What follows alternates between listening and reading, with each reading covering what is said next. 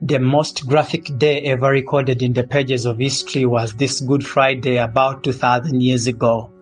A number of people kept dying on Roman crosses, yet only one is known to have died on the cross.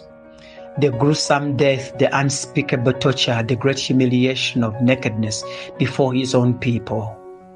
The weight of the punishment became so great that Pontius Pilate, who had handed them Jesus, committed suicide. He couldn't stand the pain in his heart when he saw how his soldiers treated the innocent.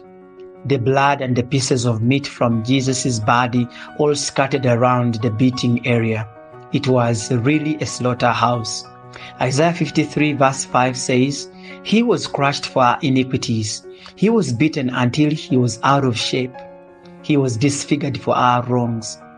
We often count the disciples to be cowards for running away from their master in critical time. Even if it was you and me who was there and saw how the Roman soldiers killed the enemies of state, you would run off and even change your name. Even if they had left Jesus after heavy beating, he would have died of excessive beating. Fueled by religious leaders, the soldiers were ruthless, heartless, and merciless. They dragged him like a criminal, carrying his heavy cross in broad daylight through the marketplace, heading to Golgotha, which meant the place of skull. That hill was their Maction Bay, where death penalties were served. You could literally feel the terror of death as you beheld the skulls of those who had died on the hill of Golgotha before.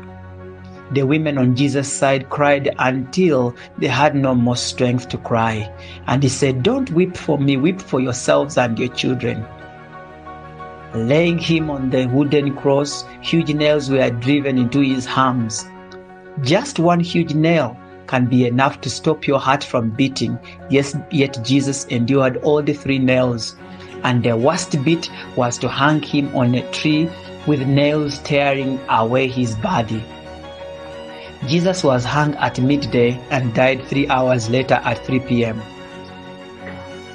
Scholars over centuries have struggled to call this day a Good Friday, yet it is called a Good Friday, a day when a sinner like you and me stood forgiven at the cross of Christ. I tend to think if Barabbas, a criminal who was released in the place of Christ, so what happened to Jesus? He went and sinned no more.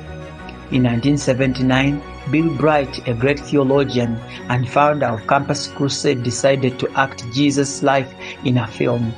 He literally acted the gruesome scenes and later a humble death on the cross. Today that film has been watched by 8 billion people and more than 1 billion people have come to Christ as a result. Bill died in 2003, but his contribution to a generation that will know Christ is immense. Paul says, though he was God incarnate, Jesus humbled himself to death, even death on a cross. Therefore, God has exalted him to the highest place and given him a name that is above every name, that at the mention of his name, every knee shall bow, every tongue confess that Jesus Christ is Lord, to the glory of the Father. If we lose out on the meaning of the cross, we don't have Christianity. The dead in Christ wear a crown on their graves. The churches we build have a cross on their roofs and sides. The priests in services wear crosses in their necks.